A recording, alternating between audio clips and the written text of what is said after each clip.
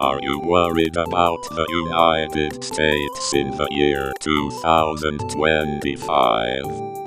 Hear from a man in 2048. His name is Stephen Kelly, and he has a warning for you. This next little part I'm going to read from my log is about what happens at the end of the day when I have a van full of parts that need to be processed. You're gonna meet some interesting people. So, okay. Having a full van of parts. BestSelf Hospital is my destination for processing, about 5 miles west of Canberra Rocks. But this van wants to take me back towards the downtown. Not a big deal, because my day's pretty much done. I guess I'll tell somebody about the software glitch if I give a shit. Maybe the van wants to take a break to smoke some motor oil. Fuck it, I better turn around and head back. I guess I'm driving for the rest of the day. I take a right onto a drive of manicured lawns and expensive landscaping, leading toward the BestSelf compound of oblong, multi-floored red brick buildings with mirrored windows. Usually I drive straight through, dropping all the parts at the processing area in the rear auxiliary building. But, to my surprise, the blonde girl's arm is needed for reattachment. I'm glad somebody came up with the cash for her deductible. A young girl shouldn't start adulthood with a prosthetic arm. The van takes a left toward the main building, a 30-story brick mothership to all the others. Driving around a half circle toward the main entrance, I stop the van under a steel overhang only feet from the lobby doors. As I put the van in park, I watch a maroon van with faded chip paint slowly pull up to my rear bumper. Bam! The love tap rocks me forward, setting off all my rear collision buzzers. Shaking my head while disabling the alarms on the dash screen, I smile back into the side mirror, still shaking my head. Trevor's such a fucking goofball. Trevor sticking his grinning freckled face out his side window, letting wavy red hair blow around his face and mirrored sunglasses, flips me off. He's an independent who used to work for us until he got into a fistfight with Rusty. Trevor won the fistfight but lost his job. It was bound to happen because they're both redheads. Victims worry if an independent is the first on a scene to pick up parts. Their vans always break down while the majority use fake EMT certifications. Not to mention that independents drive like maniacs battling for the same accident. Trevor's the best of all the independents because of his training from speedfitters. Hell, he was one of our best drivers till I popped Rusty in the mouth. Shit, this fucking van, I say, working feverishly to disable the new alarms on the dash screen, keeping the van from reporting a rear-end collision to the police. Everything finally stops beeping and the dash screen goes back to normal. Trevor flings my door open. You got some parts, Steven? Yeah, some girl waiting in line at Phone World got her arm shot off for one of those new holographic phones. Reaching onto the dash for smokes, I offer one to Trevor, which he quickly accepts, and I follow it up with a flame from my steel Speedfitters lighter. I heard about their pre-Black Friday sale. Those phones were half off, Trevor says, taking his first drag. Get this. She didn't even give a shit that her arm was blown off. She only wanted to know what happened to her new phone. That may seem fucked up, Steven, but I don't know where I'd be without mine. You're right. All this damn shopping was a lot easier when they still sold shit over the internet, Trevor says, flicking ashes onto the pavement. Yeah, the good old days. You could sit around in your underwear and get all the Christmas shopping done while watching a screen, not worrying about your bank account being hacked every day. I unbuckle my seatbelt, tossing the smokes and lighter back onto the dash. I hate to cut this short, but I gotta run this girl's arm inside. No problem, Steven. Trevor's smile leaves as he turns in the direction of his van. Hey, I'll meet you at the red door later, and I'm buying, I say, watching Trevor's smile return as he opens his door. You're the one with the full van, Steven. Me and Eddie will be there around 9, and I know he'll be thirsty. Shit, I gotta buy drinks for that fish, too? Trevor laughs, hopping into his van, sticking his head out the window. See ya, and bring your wallet, chump.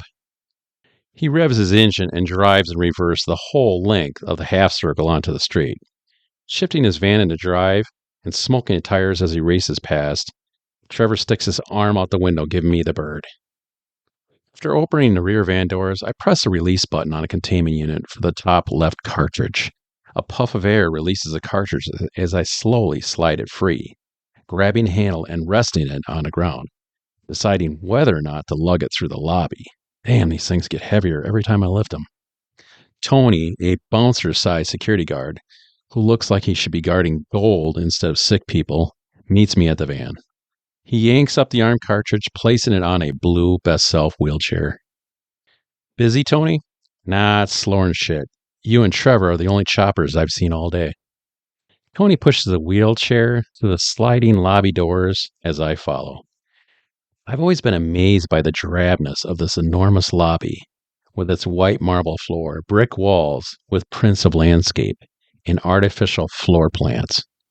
This hospital makes a shitload of money, so where's the damn mini forest and glass-walled atrium lobby? I take over wheelchair duties, pushing across the white marble floor toward an unmarked wooden door on the left as Tony follows. Hey, if you leave that van there all day and start bullshitting with some hot nurse, I'll have that piece of shit towed, Tony grins. I've been single way too long. I wouldn't even know what to do if I saw a hot nurse walk by, I say, grinning back. BestSelf does have the hottest collection of nurses in all of Chicago. Too bad the only chick cruiser I have is my white meat wagon.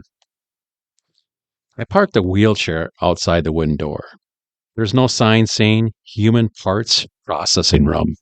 I'm sure the corporate types thought that'd be way too tacky. Inside, it's a white-walled room, black steel desk, and sturdy gray steel shelves covering all the walls, which are always full of cartridges, while the empties are stacked near the door as you entered.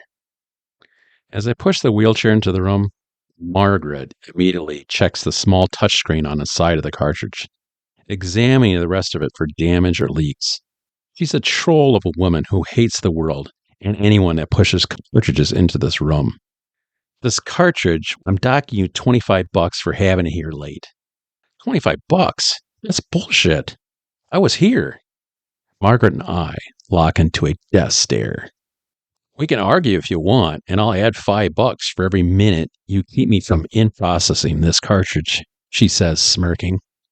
I grin back, watching Margaret struggle to lift the cartridge onto the tallest gray shelf. I feel no guilt because she just lifted $25 from my wallet. I think I'm done for the day, Tony. This one freaked me out, I say, leaning up against the wall of shelves, lighting up a cigarette, and offering the pack to Tony. He gladly accepts one, lighting up, taking a seat in the empty wheelchair. We both smirk, waiting for Margaret to flip out. I like this hospital better when it was smoke-free. Margaret flails her arms at the smoke, pushing wheeled Tony into the lobby, and I follow. Tony and I stare at each other, smiling. Going straight to the red door to meet up with Trevor, huh? He asks as I grab the handle of the wheelchair, pushing Tony toward the entrance. Maybe. You know, if you want to meet some of these hot nurses you keep oogling over, you got to go over to the waiting room. Is that bar a couple of blocks over? Exactly. They all go buck wild on Fridays because they're at the end of their 4-day shift. I've seen some pretty crazy shit over there. Not a bad idea. I'll just tell them I'm a doctor and my Vesperm's in the shop. Don't worry about all that shit. I'll introduce you to some cool ones. Not all of them are out to hook a doctor, he says as Margaret stomps over, slapping a pink receipt into my hand. You can pick up your empty at the dock, she says, while I nod and grin. She turns away, stomping back into her cave, slamming the door behind. We shake our heads. Maybe I'll come over next Friday and check it out. Maybe I'll buy the drinks if you do.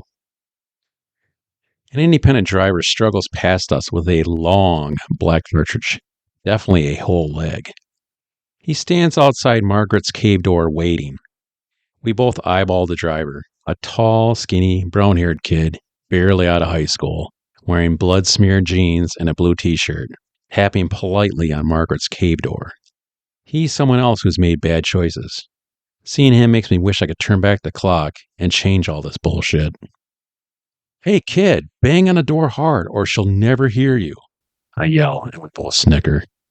The kid kicks the door, and it swings open. Who are you to pound on my door? Margaret yells in the face of the kid. then glares at us. Well, shit. I better go, Tony. See you, Stephen.